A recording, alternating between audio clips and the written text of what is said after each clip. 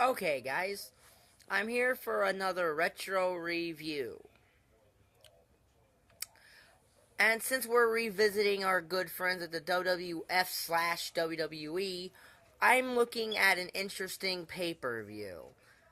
The subject of today's retro review is Invasion.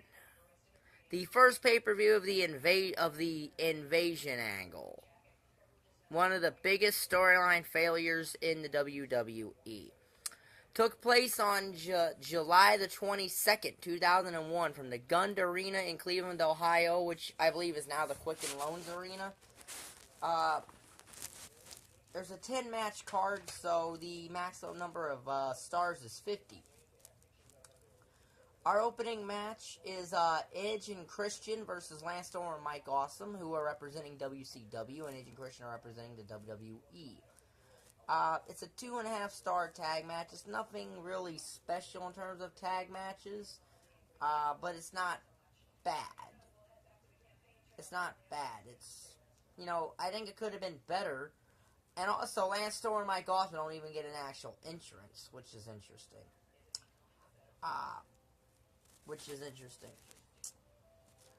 Like I said, it's 2.5 stars. Awesome goes for the Awesome Bomb, but Christian spears Awesome and an Edge pins Awesome for the win. So our next match is a very special referees match, as it's Earl Hebner versus Nick Patrick. Earl Hebner has the WWE officials with him, and Nick Patrick has the WCW referees with him. I understand why this match is taking place here. It goes to the very core of even the referees are being affected by this takeover or whatever invasion thing. The match isn't any good, though. It's a half-a-star match because Nick Patrick does have legit wrestling experience, so he does make the match somewhat good for a match of two non-workers because of the previous wrestling experience Nick Patrick has. It's a half-a-star match. Like I said, Mick Foley's the referee. After Mick Foley throws out the WCW officials, Earl Hebner hits a spear and wins the match. And then Mick Foley puts Mr. Sacco on Nick Patrick. So then we get a Tag Team Champions versus Tag Team Champions match. It's the APA versus Chuck Palumbo and Sean O'Haire. 1 star, again, nothing special here. It's a 1-star match. The APA win when Bradshaw hits Chuck Palumbo or Sean O'Haire, or one of the two, with the clothesline from hell. So then we get another champion versus champion match. Light heavyweight champion Billy X-Pac versus WCW Cruiserweight Champion Billy Kidman. It's a 2-star match. Billy Kidman is going to show the world that X-Pac sucks.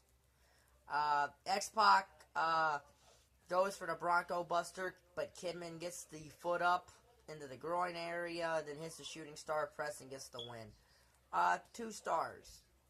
So then we get a 6-man tag match. Big Show, Billy Gunn, and Albert versus Kanyon, Hugh, Morrus, and Shawn Stasiak. This match isn't much. It's a half-a-star match, and the WCW team wins when Shawn Stasiak hits, I believe it's Billy Gunn, or maybe it was Albert, with a reverse DDT. Half a star. And then the Big Show choke slams the WCW guys. So then we get William Regal versus Raven, was actually before the 6-man. It's a 1-star match. William Regal beat the Raven's outside with the official, and then Taz comes in, suplexes Regal, and then Raven hits the Raven effect and allows Raven to get the win. A rare win for Raven, because this was not a time when Raven was getting a lot of wins in the WWE. After his hardcore title push, he wasn't winning much. So, 1 star there. So the next match is Tajiri versus Taz. A rematch from an ECW show in 1999, I believe, over the summer, which was for an ECW title. The referee gets distracted by something, and then Tajiri sprays the green mist in Taz's face, and then kicks Taz in the head with the buzzsaw kick, gets the win. 1.5 stars. Not a horrible match, but probably could have been a tad bit better. So then we get the WWE Hardcore Championship match, which is the only championship match on this show. And it's Jeff Hardy versus Rob Van Dam. Jeff Hardy had recently won back the Hardcore title from Mike Awesome, who had won it the day after the King of the Ring by becoming the first WCW guy to step foot in Madison Square Garden. So,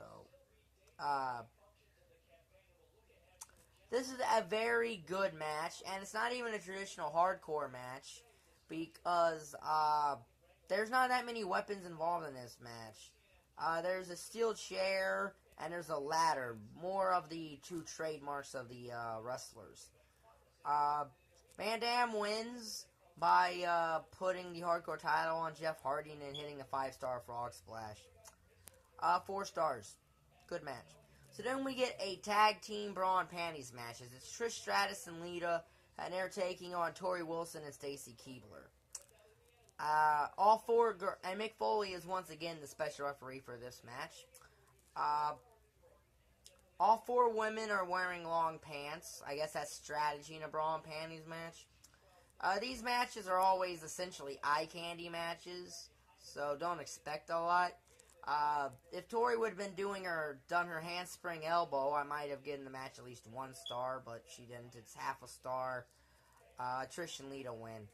So then we get the main event of this show, the inaugural Brawl, a 10-man tag team match, in which it's Team WWEF versus Team WWECW. And Team WWF is Stone Cold Steve Austin, Kurt Angle, Chris Jericho, Undertaker, and Kane. There's a team for you, the 5 biggest guys in the WWE at that time. Not a jobber in sight, huh? And they're taking on Team WWECW, Diamond Dallas Page, Booker T, Rhyno, and the Dudley Boyz. Well, there's a JV team compared to Team WWF WWE, isn't it? Because, like I said, Team WWF is Austin, Angle, Jericho, Taker, and Kane. And their opponents are Booker T, D, Diamond Dallas Page, Rhyno, and the Dudley Boyz. 3 guys who are essentially WWF guys, and 2 WCW guys. And Undertaker had already made Diamond Dallas Page look like a chump at the King of the Ring. So, this is still a good match. It's a 4-star tag match. But this is one of the matches that I think is really hurt by the overall invasion, by who they had and who they didn't have. Because imagine if you had Booker T and Dallas Page, and just for argument's sake, you also had Ric Flair, Sting, and Goldberg on this team. Then you could believe that would be the 5 biggest and best people in this alliance, and it would be perceived as a legitimate threat to the WWE with that kind of talent there. But Booker T, Diamond Dallas Page, Rhyno, and Dudley Boyz were not ever going to be looked at as a threat to that WWF team. And while Team WCW win, they win because there's a ref bump. Kurt Angle's got Booker T in the ankle lock, and Booker T, as JR states, is tapping like a drunk man. How old JR knows how a drunk man taps, I don't know. But Austin comes in, kicks Angle in the head, hits him a stunner, then rolls Booker T on top, and WCW win. And then Austin drinks beer with Shane Stephanie and Paul Heyman. Like I said, it's a 4-star tag match, so out of a possible 50 stars, this show, I believe, gets 16, which is right at the C- mark. Because, honestly, it's not that good of a show.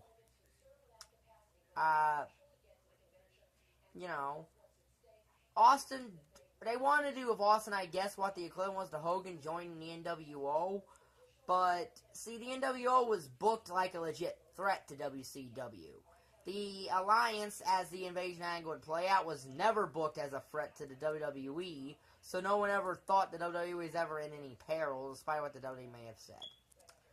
So, this will be my Retro Wrestling Review playlist. If you liked the video, like button is down there, subscribe button is down there, and thank you for watching. Bye.